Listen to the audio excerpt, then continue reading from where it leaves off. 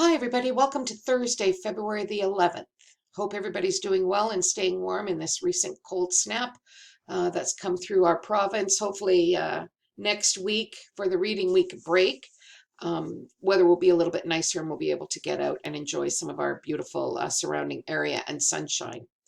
What I want to do today, everybody, is I want to spend some time reviewing some of the information that we have already talked about in the 5 or 6 weeks that we've been together. And I also want to make mention of that case study assignment that you've got due for me on Thursday, February the 11th by 3:50 p.m.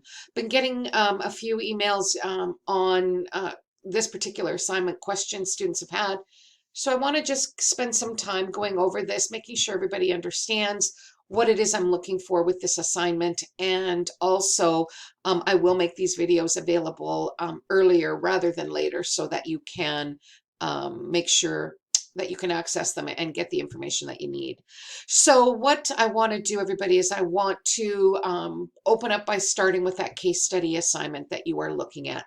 And we talked about why we do case studies, and I just want to make sure that you are aware that case studies really focus on a real life business scenario. Okay, so we've picked these assignments because as you go through the business program, you're going to be dealing a lot with case studies, taking a look at situations businesses are facing, problems possibly, and how do they focus on that? How do they look for solutions?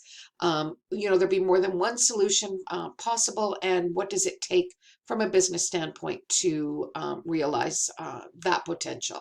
So what we've done, everybody, is with Chapter 8, that delivering unfavorable news, I picked the case study number 7, pardon me, of that case study, Chapter 8 on page 286, everybody.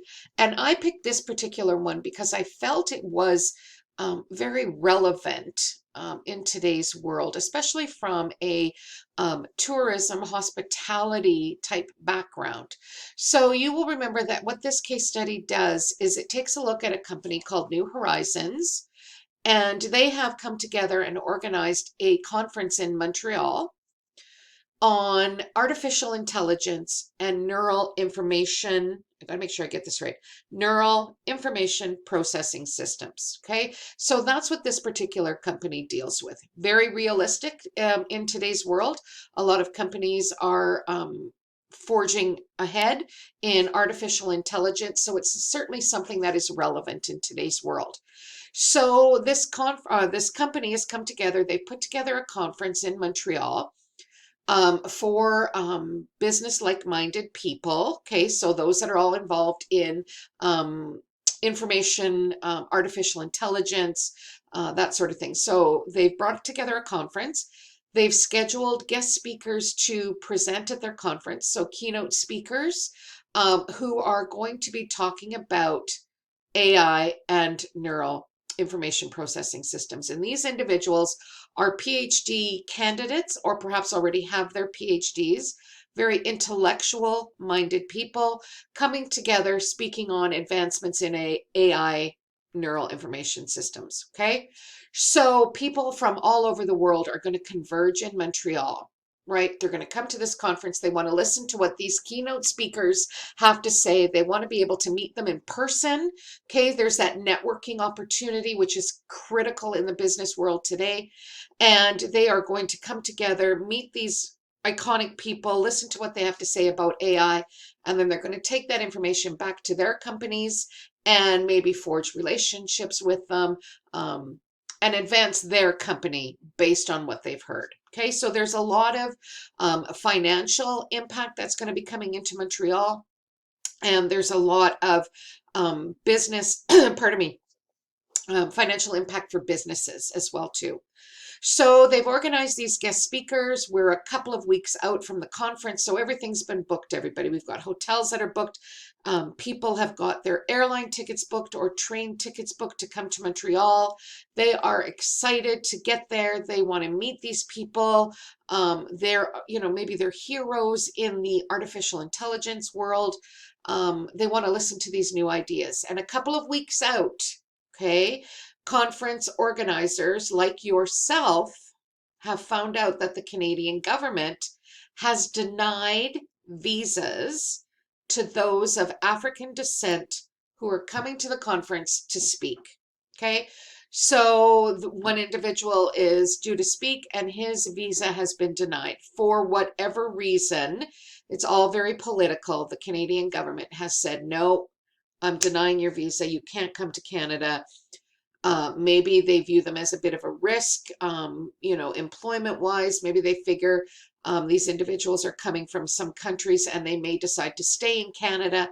It's a very political arena, this whole visa granting business. Okay. So whatever it is, it's out of our control, right? The government has said, no, you're not coming into Canada. So now, how do we get the message across to people to tell them that these individuals that you wanted to meet, network with, listen to them speak, are now not going to be there in person? Okay, they are now going to have to arrange teleconferencing, Zoom, Skype for Business, however you want to look at it. They've now got to arrange that. Okay, it's now an extra cost for the conference goers. They didn't have this planned into their budget. Right now, they've got to make sure that there are ample opportunities to be able to teleconference these individuals in. So now you have got to, as the conference organizer, send out information to let people know that there has been a change to the agenda that they have already received for the conference. Okay, and how do we do that, everybody? So this is that delivering of unfavorable news. Okay, this is going to upset some people. Okay, that's a given. We know that change upsets people, but how do we sort of buffer the news so that it is not a big crisis? Okay, we don't want this to be huge. We want people to be at our conference. We want them to eat the meals. We want them to stay in the hotels, right? This has got some impact. So how do we do that, everybody? So in chapter 8, this delivering of unfavorable news, they talk about how to get this message across. Okay, so if you start back at the beginning of the chapter, everybody, they talk to you about the goals of negative messages. It will happen in business in some capacity or another.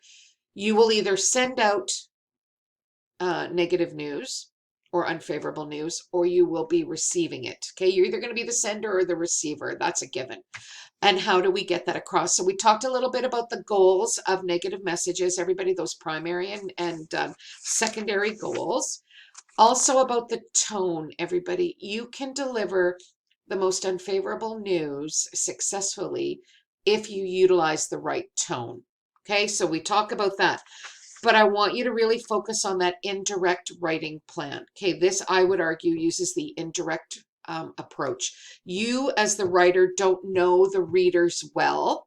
Okay, you don't know, the bad news isn't anticipated by the reader. Okay, I don't anticipate there being a problem. I would assume that everybody could attend the conference, and unfortunately they can't.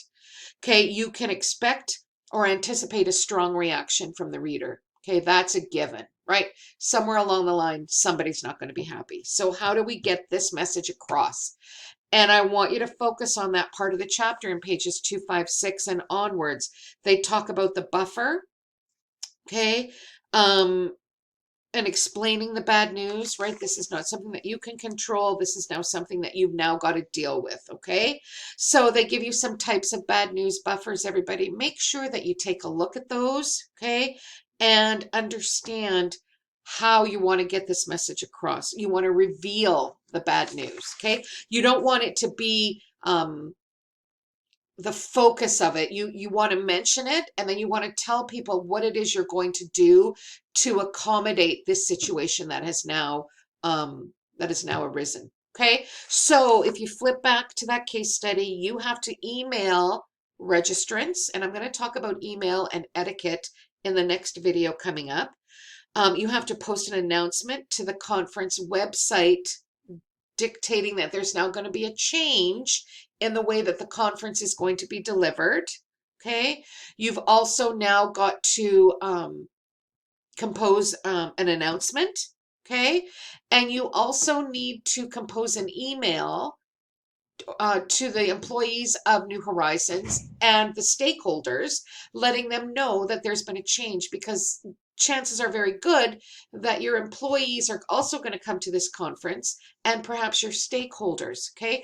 Those that have an outside, those that occupy outside but have a vested interest in your company. Could be shareholders, okay? So 4 messages, everybody, 1 document, pardon me, and you're going to put your 4 messages on and you're going to send that to me. So please understand that unfavorable news is something that happens in business. You're either going to be the sender or the receiver. Okay, and that's part of that communication channel, that transactional communication model, sorry, that we talked about. The sender or the receiver. You're going to be one or other in your business career. So I really want you to understand what it takes to put that message out there, and understand what it takes to receive that message. Okay, so focus on, please, the indirect approach when you are writing this. The next video that I have is going to be a bit of a refresher on chapter 6 and email messages, because email messages are a part of this assignment. And I want you to fully understand what it takes to compose and have receptive people receiving your email messages, everybody. So that's the end of video 1. Video 2, like I said, is going to focus on email messages. I want to do a little bit of a review on that. Talk about the fact that we have no school next week, and then what it's going to look like when we come back after this reading week break, everybody. That will be in video 2. So thank you very much for watching this, and I hope you have a great day. Thanks.